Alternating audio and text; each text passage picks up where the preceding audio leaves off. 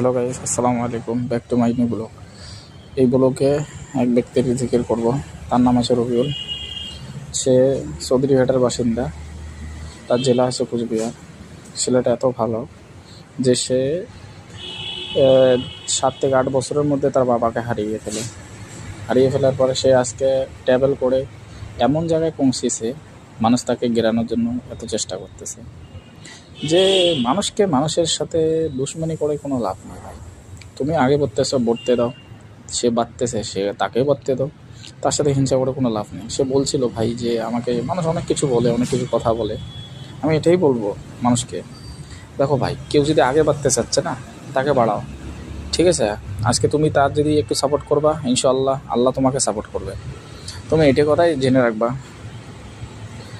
কারুনকে দেখেছো? হারুন, ঠিক আছে? কারণ যে সে এত বাদশাহী ছিল, তার মনে কিন্তু তাকাব্বর ছিল। তাকাব্বর করবা না। রবিউল ভাইকে যে সাপোর্ট করবে, ঠিক আছে? আজকে এটাই কথাই বলতে চাই এতটা, যে মানুষকে দেখলে ঘৃণা করে। নিজের কথাই বলি, মানুষের কথা ছাড়ো, নিজের সে যখন যেবে তোমার দেখবা তোমার আশেপাশে অনেক কিছু থাকবে, কিন্তু তোমার কাছে যখন পয়সা থাকবে না, ওই আশেপাশের প্রথম লোকগুলোই তোমাকে ছেড়ে যাবে। আর এই কথাটাই থাকবে যে দুনিয়ার মধ্যে সবার আপন জনগুলোই বেশিরভাগ মানুষকে ধোঁকা দেয়। এই কারণে এই চ্যানেলটাকে সাবস্ক্রাইব, কমেন্ট, লাইক করবেন ভিডিওটা ভালো লাগে।